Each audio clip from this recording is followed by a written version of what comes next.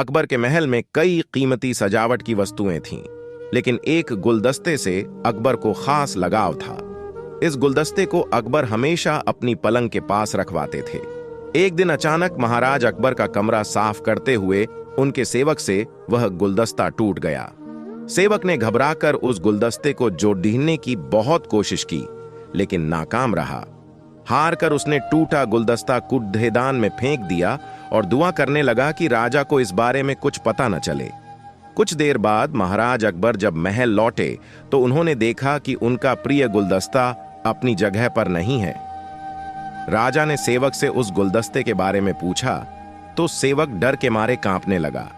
सेवक को जल्दी में कोई अच्छा बहाना नहीं सूझा तो उसने कहा कि महाराज, उस गुलदस्ते को मैं अपने घर ले गया हूं ताकि अच्छे से साफ कर, अब सेवक के पास बचने का कोई रास्ता नहीं था।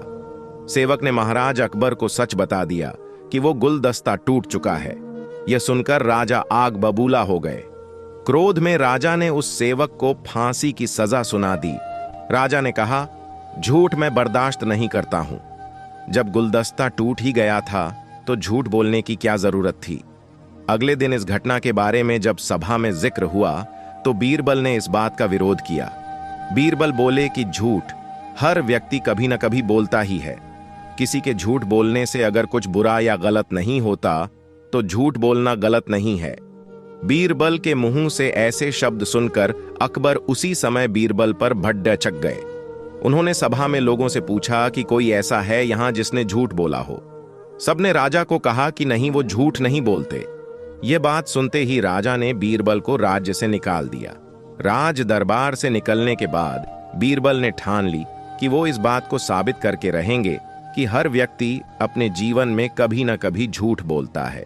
बीरबल के दिमाग में एक तरकीब आई, जिसके बाद बीरबल सीधे सुनार के पास गए। उन्होंने जौहरी से सोने की गेहूं जैसी दिखने वाली बाली बनवाई और उसे लेकर महाराज अकबर की सभा में पहुंच गए। अकबर ने जैसे ही बीरबल को सभा में देखा तो पूछा कि अब तुम यहां क्यों आए हो। बीरबल बोले, जहां पनाह, आज ऐसा चमत्कार होगा जो किसी ने कभी नहीं देखा होगा। बस आपको मेरी पूरी बात सुननी होगी। राजा अकबर और सभी सभापतियों की जिज्ञासा बढ़ गई और राजा ने बीरबल को अपनी बात कहने की अनुमति दे दी। बीरबल बोले, आज मुझे रास्ते में एक सिद्ध पुरुष के दर्शन हुए। उन्होंने मुझे यह सोने से बनी गेहूं की बाली दी है और कहा कि इसे जिस भी खेत में लगाओगे वहां सोने की फसल उगेगी। अब इसे लगाने के लिए मुझे आपके राज्य में थोड़ी सी जमीन चाहिए। राजा ने कहा, यह तो बहुत अच्छी बात है, चलो हम तुम्हें जमीन दिला देते हैं। अब बीरबल कहने लगे कि मैं चाहता हूं कि पूरा राज दरबार यह चमत्कार देखे।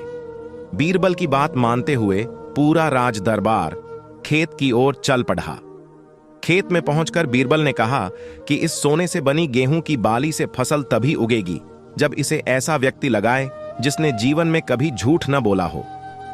बीरबल की बात सुनकर सभी राज दरबारी खामोश हो गए और कोई भी गेहूं की बाली लगाने के लिए तैयार नहीं हुआ। राजा अकबर बोले कि क्या राज दरबार में कोई ऐसा व्यक्ति नहीं है जिसने अपने जीवन में कभी झूठ न बोला हो। सभी खामोश थे। बीरबल बोले, जहां पनाह, अब आप ही इस बाली को खेत में रोप दीजिए। बीरबल बोले, जहां पनाह। बीरबल की बात सुनकर महाराज का सिर झुक गया। उन्होंने कहा, बचपन में मैंने भी कई झूठ बोले हैं, तो मैं इसे कैसे लगा सकता हूं। इतना कहते ही बादशाह अकबर को यह